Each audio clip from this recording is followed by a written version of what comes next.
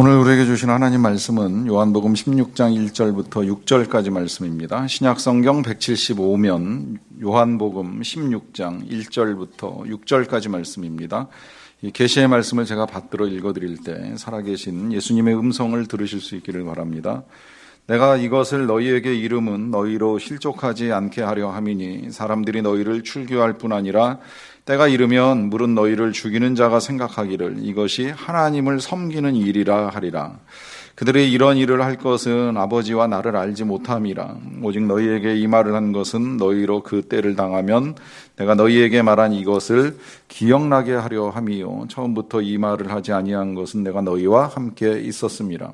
지금 내가 나를 보내신 이에게로 가는데 너희 중에서 나더러 어디로 가는지 묻는 자가 없고 도리어 내가 이 말을 함으로 너희 마음에 근심이 가득하였도다. 아멘. 오늘이 종려주일입니다. 그리고 고난주간의 첫날이라고 할 수 있습니다. 이제 오늘로부터 시작을 해서 토요일까지 우리가 주님이 십자가에서 고난 당하신 것을 이제 묵상하고 또 기념하는 한 주간으로 보내게 됩니다. 기왕이면 이 한 주간 동안에 여러분들도 조금 더 깊이 있게 주님의 고난을 묵상하실 수 있게 되시기를 바랍니다. 교회에서 특별히 이번에는 새벽 기도회를 하지는 않지만 그러나 고난주간 본문 말씀으로 새벽 예배를 드리고 또 개인적으로라도 여러분들이 말씀 묵상을 하실 수 있습니다. 그러니 묵상을 하시면서 주님의 고난을 좀 더 깊이 이해할 수 있는 시간 가지시고 거기 더하여서 금요일이나 토요일 날 순례에도 참여하시면 좋겠는데 기왕이면 준비를 위해서 오늘까지는 좀 미리 말씀하시고 함께 하시면 감사하겠고요. 이와 같은 일들을 통해서 주님의 고난을 우리가 묵상해야 된다라고 하는 건 이제 우리의 삶에 있어서 이것이 그만큼 중요한 일이기 때문입니다. 물론 때때로 우리가 우리의 고난 때문에 우리가 겪고 있는 이 세상의 어려움들 때문에 예수님의 고난을 묵상하는 것이 좀 어렵게 느껴질 수도 있습니다. 내가 당하는 것에 비하면 남이 당하는 것을 우리가 알고 이해하고 받아들이는 게 어렵다는 말씀은 많이 들으셨을 거예요. 남이 아무리 암으로 죽을 병에 걸렸어도 내가 당하는 감기만 못하다 하는 말이 나올 수 있을 정도로 우리는 이 남의 고난을 이해하고 받아들인다라고 하는 것이 굉장히 어렵습니다. 그러하기 때문에 우리 주님의 십자가의 고난도 우리가 이해하고 받아들이고 또 믿는다는 것이 어려울 수 있다고 생각을 하는데요. 그렇게 이제 우리가 겪는 일들이 때로 너무 힘겹고 버겁게 여겨지니까 반대로 하나님께 질문을 하지요. 내가 이 고통을 당하고 있는데 하나님 뭐 하고 계십니까? 하나님 살아계신 것이 맞습니까? 또 그 하나님이 살아계시면 왜 내가 구하는 대로 기적과 능력이 나타나지 않습니까? 하는 질문을 할 때가 있습니다.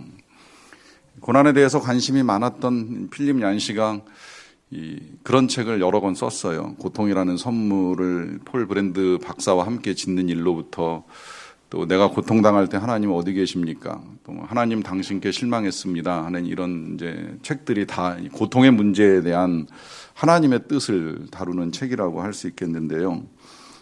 그 책 속에서 그 질문을 계속 제기해요. 우리가 겪는 일들 속에 주님은 어디 계시고 또 무엇을 하시는가? 그와 같은 고통은 개인적으로도 겪게 되는 일입니다만 또 집단적으로 겪어나가는 일도 있을 수가 있습니다.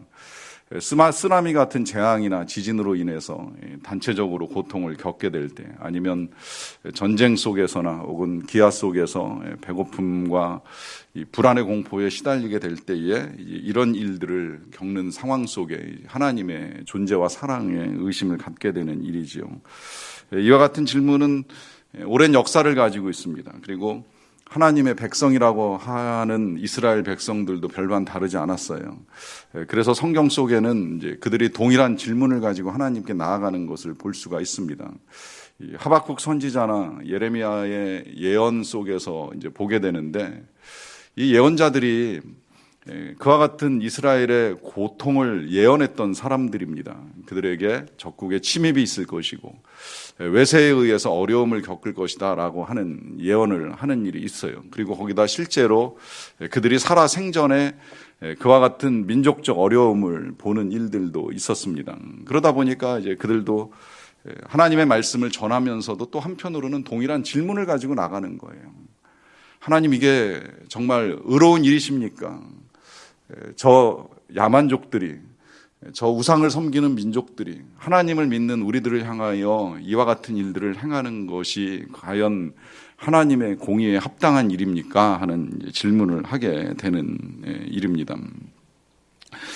이와 같은 일들을 겪고 또 이러한 질문을 가지고 나아갈 때에 필립 얀시는 자신이 쓴 책에서 이런 모든 질문에 대한 우리 하나님의 포괄적이고도 완전한 답이 우리 예수 그리스도께서 이 땅에 오시는 일이었다 하는 말씀을 합니다. 우리 예수님이 하나님의 아들이시지만 우리와 똑같은 인간의 몸을 입으시고 이 땅에 출생하셔서 마지막에 숨을 거두실 때까지의 그 모든 과정이 우리가 가지고 있었던 모든 질문에 대한 하나님의 답이시라 하는 의미입니다. 틀리지 않다고 생각할 수 있는 것은 우리 예수님이 고난 속에서 출생을 하십니다. 가난한 집에서, 불우한 집에서 어렵사리 탄생부터 죽음의 위험을 넘기시면서 인생을 시작을 하시죠. 한 연약한 자로 오셔서 그야말로 몇 번의 위기를 넘기시면서 목숨을 부지하시고 어려움 가운데 사셨습니다. 그리고 마지막 그분이 당하신 고난, 우리가 이 한 주간에 묵상해야 되는 우리 예수님의 고난은 고난 그 자체만으로도 사람이 어찌 그와 같은 일들을 겪을 수 있을까라고 하는 일들을 겪으셨습니다. 고난이라고 하는 것이 다양하게 우리에게 옵니다. 육체적으로 오는 고난도 있고 심적으로 오는 고난도 있을 수 있어요. 영적으로 오는 고난도 구분해서 있다고 하면 그럴 수 있습니다. 우리 예수님은 어떤 형태로든 겪을 수 있는 고난은 다 겪으셨어요. 육체적으로는 심한 폭력으로 인한 출혈과 통증, 거기에 더하여서 탈수의 호흡 곤란에 끝내 이제 질식으로 숨을 거두시는 일까지 겪게 되셨습니다. 정신적으로 겪은 고난으로 말하자면 사랑하는 제자들 얼마나 사랑하셨는지 끝까지 사랑하셨는데 그 사랑하는 제자들로부터 배신당하고 버림받는 일로부터 시작을 해서 사람들 앞에 홀랑 발가벗겨지심으로 인하여서 이건 수치잖아요. 모욕이잖아요. 이건 몸이 노출되는 고통 이전에 많은 사람들에게 자신의 부끄러운 치부를 다 드러내야 되는 정신적 고통이 수반되는 고통인데 그 일을 겪으신 거예요. 그리고 마지막 숨을 거두실 때에는 우리 예수님이 고백하신 것처럼 하나님께 버림받은 그 아픔 때문에 울부짖으면서 왜 하나님 날 버리셨냐라고 하는 이 영적인 고통까지 주님이 다 친히 겪으시는 일이었습니다. 거기에 이 재판과 형벌의 과정을 보면 재판장 빌라도조차도 무죄하다는 사실을 알고 있으면서 그에게 유죄를 선고하고 사형에 넘겨주는 이 일을 통해서 이 세상에서 가장 불의하고 부당한 재판이 진행되는 과정 중에 오늘날로 생각해 보면 이런 억울함을 어디 가서 호소할 수 있을까 할 수 있을 정도의 이 모든 일들을 다 겪으신 고난이라고 할 수 있습니다. 여러분, 이 고난이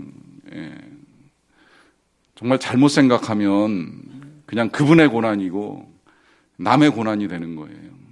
나하고 상관없는 고난이고 2000년 전에 그분이 그렇게 겪으셨나 보다라고 생각할 만한 고난이 될 수 있습니다. 그러면 정말 무의미한 일이 되는 것이고 이게 그냥 무의미로만 끝나는 것이 아니라 우리의 인생에도 불행한 일이 될 수 있습니다. 주님이 왜 그런 일들을 겪으셨는지를 모르고 우리가 교회를 다니고 이 세상을 살아가고 있다라고 한다면 이게 후일에 우리에게도 큰 불행이 될 수 있기에 주님 왜 이 고난 당하셨나 우리가 정말 분명히 알아야 되고 그냥 제 마음의 소원에는 지난주에 말씀드렸던 진리의 성령님이 오셔서 오늘 이 시간에 예배를 드리는 저와 여러분들에게 우리 주님이 당하신 고난의 의미를 정확하게 알도록 도와주시기를 간절히 바랍니다. 우리 예수님이 이 땅에 오신 목적이 두 가지라고 하는 것을 이제 지난 연말 성탄절과 신년 예배를 드리면서 이제 여러분들께 함께 나누는 일이 있었습니다. 그 목적이 예수님의 이름 속에 담겨 있다고 말씀을 드렸는데 하나는 예수님이라고 하는 이름이고 또 하나는 임마누엘이라고 하는 이름이라고 말씀을 드렸죠. 예수, 이제 그 이름의 뜻 자체가 자기 백성을 그 죄에서 구원할 자라, 건져낼 자라 해서 예수님의 이름 그대로 예수님은 우리를 건져내시고 구원하기 위해서 이 땅에 오신 하나의 목적이 있고요. 그 다음에 이제 또 하나의 목적은 임마누엘, 하나님이 우리와 함께 계시다라고 하는 이제 증거로서 예수님이 이 땅에 오셔서 우리와 함께, 우리와 똑같은 모양으로 출생부터 성장과 이 생존의 모든 과정들을 겪어 나가시는 것을 우리가 볼 수 있습니다. 그 이름 그대로요. 이제 예수님은 이 땅에 오셔서 사람들과 함께 계시는 거예요. 특히 고통당하는 사람들과 병든 사람 내지는 병든 사람의 가족들과 귀신 들린 사람이라면 그 사람과 뭐 나쁜 일을 하면서 세상에서 소외받고 외로움 가운데 빠진 사람이라고 하면 그 사람까지라도 찾아가셔서 만나시는 일로 함께 하시기를 원하셨습니다. 이제 그 가운데 12명의 제자를 부르시는 일이 있었는데 제자를 부르신 첫 번째 목적이 마가복음에 명백하게 기록이 되어 있어요. 그 첫 번째 목적은 그 제자들과 함께 있기 위하여서 부르셨다 그래요. 그 다음에 이제 부수적으로 뭐 나가서 복음도 전하고 귀신도 쫓아내도록 부르신 세 가지 목적 가운데 첫 번째는 함께 있는 것이었습니다. 이 제자들이 예수님과 함께 있을 때 이제 그래서 자신만만하고 의기양양했어요. 능력도 경험하고 정말 신난 세월을 보냈습니다. 그리고 기대감도 커졌지요. 아, 이 예수님, 이와 같은 능력을 가지신 예수님과 우리와 함께 가면 후일에 언젠가 이분과 함께 우리도 보좌의 좌편이든 우편이든 뭔가 높은 자리 한 자리쯤 차지할 수 있지 않을까라고 하는 벅찬 기대감을 가지고 살았던 시간들도 있습니다. 그런데 어느 순간 이제 우리 예수님이 그와 같은 삶을 정리하시고 이 제자들을 떠날 것처럼 이제 말씀하시는 것을 보게 됩니다. 오늘 본문에도 이제 그런 말씀을 보게 되는데요. 4절 보시면 오직 너희에게 이 말을 한 것은 너희가 너희로 그때를 당하면 내가 너희에게 말한 이것을 기억나게 하려 함이요 처음부터 이 말을 하지 아니한 것은 내가 너희와 함께 있었음이라 그래요. 이 맨 마지막에 이제 우리 예수님이 내가 너희와 함께 있었음이라 하시는데 꼭 그 뒤에 그런 말 생략된 것 같은 느낌입니다. 이제는 너희와 함께하지 못하느니라 하시는 것처럼 보여요. 제가 이렇게 더해서는 안 되는 주님의 말씀을 더하는 이유는 이어지는 5절 봐도 우리가 알 수 있기 때문입니다. 5절 지금 내가 나를 보내신 이에게로 간다 하시는 말씀입니다. 그러니까 말씀 그대로 예수님은 이제 제자들을 두고 떠나실 것을 알려주고 계시는 거죠. 또 실제로 제자들도 그 사실을 어느 정도는 알고 있었어요. 이미 몇 차례 예수님이 붙잡힐 것이다, 넘겨질 것이다, 죽임을 당할 것이다 예고하시는 일들이 많았으니까 이제 그 말씀 들을 때마다 진짜 주님 떠나시는 거야 하는 생각을 하는 것이죠. 근데 이런 말씀 들을 때 제자들 마음 조금 더 헤아려 보면 굉장히 힘들었을 것 같아요. 예를 들어 우리 가족 중에 가장 귀한 분으로 여겨지는 한 분, 어머니가 되셨든 아버지가 되셨든 그 한 분이 곧 떠나신다고 한번 생각을 해보세요. 얼마나 마음이 무겁습니까? 얼마나 마음이 어렵습니까? 적어도 제자들에게는 예수님이 그런 분이죠. 왜냐하면 다 버리고 예수님을 따랐으니까요. 그분만 보고 그분만 믿고 따라온 거예요. 그런데 그분이 갑자기 곧 떠나실 것처럼 이런 말씀 계속 하시니까 마음 무겁고 힘듭니다. 그 마음 또 예수님 아시니까 두려워하지 말라, 근심하지 말라, 나를 믿어라 하시면서 계속 당부하시는 일이 있습니다. 자, 왜 우리 예수님이 그러면 이 제자들 떠나시는가? 그 이유는 뭐 너무 분명합니다. 오늘 이미 기도를 통해서도 우리에게 다시 한번 주님이 확인시켜준 사실이라고 여겨지는데 그건 우리의 죄 때문이에요. 우리의 죄 때문에. 우리의 죄 문제 이게 진짜 우리가 해결할 수 없는 문제예요. 이 죄 문제가 해결되지 않으면 누구도 하나님께 나아갈 수 있는 사람이 없는 거예요. 이 죄 문제 해결하지 않고 내가 천국 가겠다, 하나님께 나아가겠다, 하나님께 나아가서 기도하며 내가 원하는 걸 하나님께 구하겠다, 응답받겠다 하는 이 모든 것들이 실은 불신앙인 거죠. 어찌 감히 죄인이 거룩하신 하나님 앞에 설 수가 있겠습니까? 우리가 죄를 가지고 하나님 앞에 나아갈 수 있는 사람이 어디 있겠습니까? 더더군다나 우리가 죄인이라는 사실조차도 알지 못하고 깨닫지 못하면 이게 더 불행한 일이에요. 참 이 부분이 어떤 면에서는 그냥 제가 개인적으로 말씀을 전하면서 답답한 부분처럼 여겨지는데, 우리가 죄인이라는 사실을 강조하면 듣는 입장에서 굉장히 힘들고 때로는 기분이 나쁠 수 있다는 걸 알고 있습니다. 그렇다고 해서 이 사실을 모르면 그 또한 그대로 내버려 두기엔 너무 안타까운 일이 되는 거예요. 언젠가 제가 금요일 날 오래전에 뭐 지금이야 그것도 또 문제가 되겠느냐라고 말씀하시는 분이 계실지는 모르겠지만, 오래전에 흡연한 여중생으로 인해서 고통스러워하는 어머니하고 상담을 한 일을 말씀드린 적이 있어요. 부모 입장에선 굉장히 속상한 일이에요. 이제 중학교 막 다니기 시작을 했는데 어머니 몰래 담배를 피다가 그 담배가 가방에서 나왔어요. 이 어머니가 속상해서 이제 저를 찾아오셨는데, 찾아오기 전에 이미 딸하고 나눌 수 있는 걸 다 나누셨어요. 너 왜 그러냐? 왜 벌써 이러냐? 그리고 네가 왜 이렇게 꼭 살아야 되느냐? 엄마는 굉장히 안타까워요. 근데 딸의 반응은 전혀 어머니의 생각하고는 동떨어져 있어요. 이게 뭐? 왜 어때서?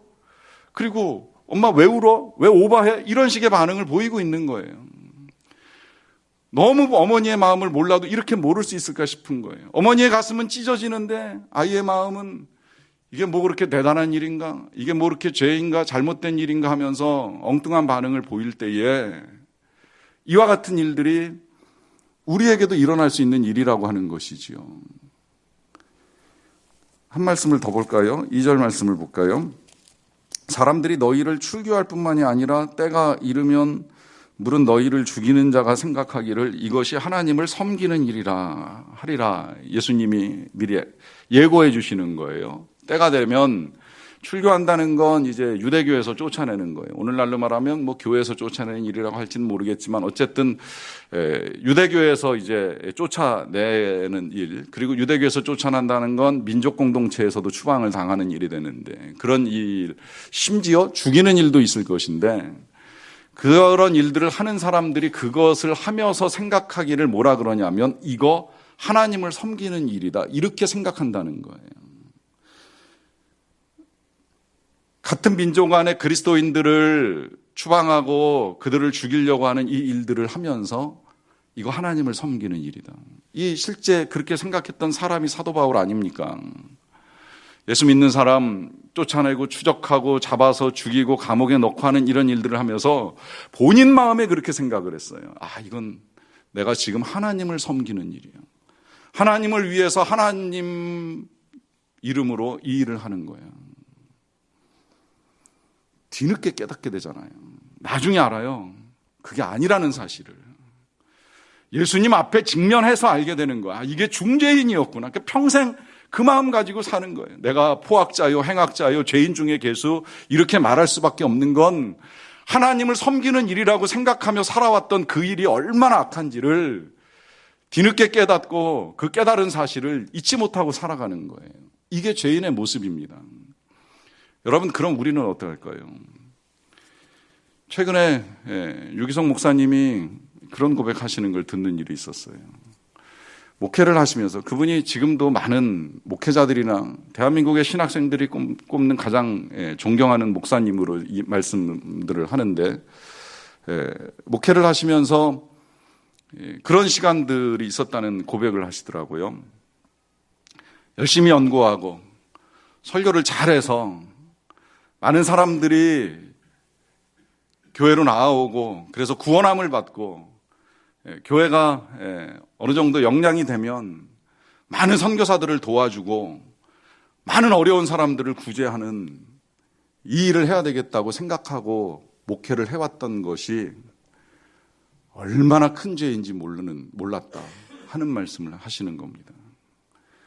여러분, 이게 왜 죄일까요? 어디가 잘못된 걸까요? 무엇이 잘못된 걸까요? 그렇게 생각하지 않고 목회를 하는 목회자가 얼마나 있을까요? 설교 잘해서 사람들 모으고 모여진 사람들과 함께 헌금도 모인다면 그 헌금 가지고 다른 데 쓰는 것이 아니라 선교사 돕고 불쌍한 사람 돕는 데 쓰는 이 일, 이게 왜 그렇게도 큰 죄라고 하는 고백을 하는 걸까요? 여기 인간의 욕심이 있는 겁니다. 여기 사람의 생각이 있는 거예요. 그것이 하나님을 섬기는 일이라고 하나님의 뜻이라고 착각하며 살아온 인간의 죄가 있다는 사실을 뒤늦게 깨닫고 그런 고백을 하는 거예요. 내가 내 뜻을 이루기 위해서 하나님이 이 일을 도와주셔야 된다고 생각하는 그것이 죄라고 하는 것이지요. 하나님의 이름을 빙자해서 하나님의 영광을 위하여 이 일을 한다고는 말하지만 실상은 그것이 내가 원하는 일들이 이루어지는 것이고 그 일을 통해서 내 생각이 이루어지는 것이지 진짜 하나님이 기뻐하시는 것이 과연 그것이었는가 한번 제대로 물어본 적이 없고 또 그 하나님의 뜻을 위하여 순종하며 나아가지도 아니하면서 하나님이 내 생각 내 뜻에 순종해 주셔야 된다라고 하면서 기도하고 안 해주시면 그 하나님을 불신하거나 무시하는 이런 우리의 삶이 죄가 아니겠느냐라고 하는 겁니다. 돌아보니 더하면 더했지 다를 것이 없어요. 최근에도 우리는 그런 말씀을 나눴습니다. 주님을 따른다는 건 주님의 계명을 지키는 것이고 주님의 계명은 주님을 사랑하는 것이고 이웃을 사랑하는 겁니다. 한번 다시 물어봤습니다. 저 자신에게 물어봤습니다. 정말 하나님을 사랑하는가? 정말 이웃을 사랑하는가? 정말 형제? 아니 더 나아가서 예수님처럼 원수까지라도 사랑하는가? 여러분들도 질문해 보세요. 여러분들 스스로에게. 정말 하나님 사랑하십니까? 정말 이웃과 형제와 원수를 사랑하십니까? 아니라면 우린 죄인이고 주님은 이런 우리의 죄 때문에 십자가를 지실 수밖에 없었습니다.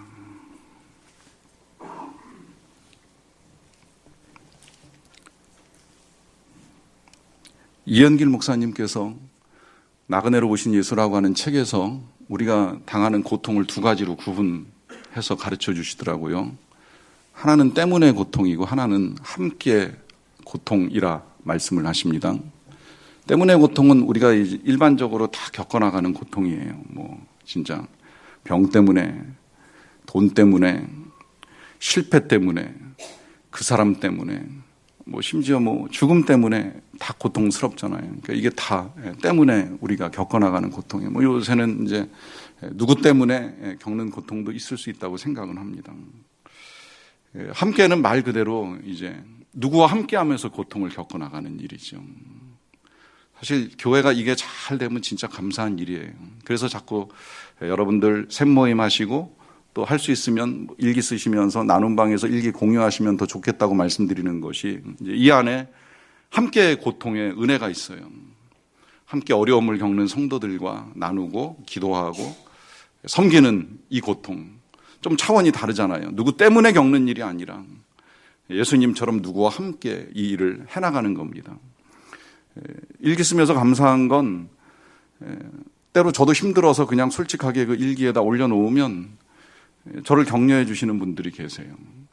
함께 위로도 해 주시고, 저 또한 반대로 이제 그런 일들을 겪으시는 분들과 그런 나눔 속에서 이제 함께함의 고통을 경험하는 일들이 있게 되는데, 예수님이 이 땅에 오신 목적이 바로 그것입니다. 함께 우리와 똑같이 가난해지시기도 하시고, 여러 어려움들을 겪으시고, 심지어 앞서 열거해드렸던 육체적, 정신적, 영적 모든 고통들을 다 겪으시면서 우리와 함께 하시는 걸 너무나 원하셨어요. 이 마음이 주님에게 있어서는 변함이 없어요. 주님은 언제나 영원토록 우리와 함께 가길 원하셔요. 결정은 우리가 해야 돼요. 그 주님과 함께 영원한 천국에서 예수님과 함께 살고 싶으면 예수님 믿고 따라가셔야 되는 거고, 난 별로 주님한테 관심도 없고 별로 함께하고 싶지 아니하면 이후에 이제 정말 주님 없는 곳에서, 주님이 아니 계신 지옥에서 살게 되는 일이 일어나게 됩니다. 그래서 우리가 결정해야 되는 거예요. 주님은 원하셔요. 영원한 하나님의 나라에서 영원히 함께 살자고. 이 세상에서부터 천국에 이를 때까지 절대 우리가 주님 떠나지 않고 주님과 함께 그야말로 영생복락 누리는 것이 우리 주님의 소원이고, 또 그렇게 우리가 영생의 길을 열어갈 수 있도록 십자가에서 우리의 죄는 다 용서해 주시고 우리와 함께하기를 너무나도 원하시고 기뻐하셨다는 겁니다. 그런데 가만히 보니까 그렇게 언제나 우리와 함께하기를 원하시는 우리 예수님께서 딱 한순간, 그리고 딱 한 장소에 함께하기를 원하시지 않는 순간과 장소가 있었더라고요. 그게 어느 때인고 하니 바로 이 십자가를 지시는 고난의 현장입니다. 여기 누가 있습니까? 누가 예수님과 함께 십자가를 졌습니까? 누가 예수님과 함께 십자가에 못 박혔습니까? 저는 금년에 이 예수님의 고난을 다시 묵상하는 중에 좀 새롭게 알게 된 사실이 있는데, 제자들이 예수님을 부인하고 떠난 줄 알았어요. 근데 아니더라고요. 예수님이 제자들을 다 떠나보내시더라고요. 한 사람씩 한 사람씩. 베드로가 가실 걸 아시면서 그렇게 말씀하신 건 가지 말라고 붙드신 것이 아니었더라고요. 이미 다 알고 계셨는데, 만약에 정말 예수님이 베드로가 부인하고 떠나는 걸 원치 않으셨다고 한다면 더 강력하게 말씀하셨을지도 몰라요. 나를 부인하지 마. 부인하면 큰일 나. 이렇게 말씀하셨을지도 모르는데, 그냥 네가 오늘 밤 3번 나를 부인하리라 말씀하시고, 그가 부인하고 떠날 때도 한번 쳐다보시고, 그리고 그것으로 끝났어요. 그리고 제자들은 다 떠나갔습니다. 십자가에 달리신 분은 우리 예수님 한 분뿐이십니다. 만약에 그냥 가정하고 상상을 해서 그 남은 11명의 제자들 가운데 누군가 한 사람, 정말 그들이 가슴을 치며 장담했던 것처럼 다 주를 부인할지라도 저는 그런 일이 없을 것이라고 말했던 그 제자 중에 한 사람이 예수님이 끌려가는 그 자리까지 쫓아가서 이분은 죄가 없습니다. 이분은 아무 문제 없습니다. 그리고 만약에 이분이 그렇게 죽으셔야만 한다면 차라리 나를 죽여주십시오. 내가 대신 죽겠습니다라고 말하는 그 한 명의 제자가 있었다면 주님이 어떻게 하셨을까요? 이 사람을 죽이세요 했을까요? 이 사람 말대로 저는 무죄입니다 했을까요?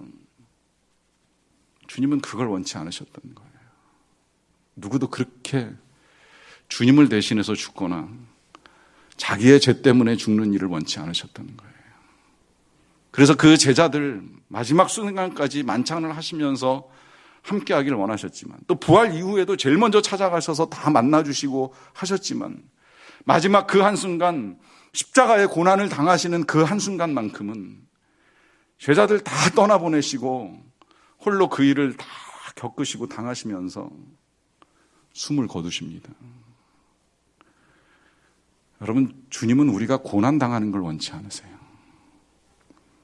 혹 우리가 이 세상 살아가면서 고난을 당한다고 할지라도 그 고난 속에서 건져내시고 살려내시는 건 주님의 뜻인 것이 너무나도 분명합니다. 반대로 우리는 주님과 함께 그 어떤 일도 겪은 적이 없습니다. 우리 중에 그 누구도 채찍 맞아본 사람이 없고 십자가에 못 박히는 일은 더더욱 하지 아니하였고, 그리고 창에 찔려보는 일은 더욱 일어나지 않았습니다. 그런데 지금도 우리는 매 주일마다 이 예배가 끝날 때 이런 고백을 합니다. 내가 그리스도와 함께 십자가에 못 박혔나니. 누가 못 박혔습니까? 무슨 못을 박혔습니까?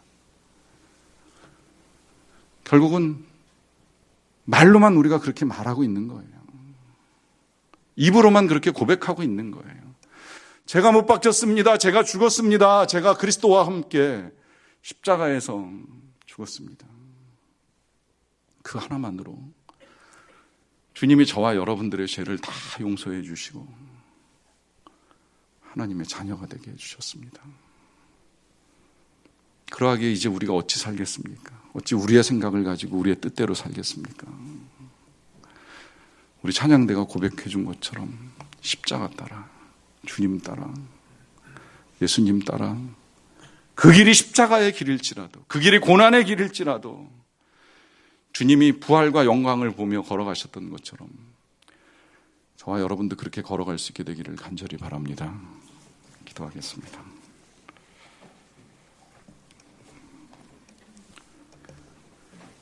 사랑의 예수님, 이 시간에 우리가 주님의 고난을 조금 더 묵상했습니다. 우리가 날마다 그리스도와 함께 십자가에 못 박혔다고 고백은 해왔지만 진짜 우리가 못 박혔는지를 잘 몰랐습니다. 오늘 다시 알게 해주신 그 은혜를 따라 다시 주님을 우리의 주인으로 모시고 왕으로 모시고 주님을 섬기며 살기를 원합니다. 예수님의 이름으로 기도합니다. 아멘.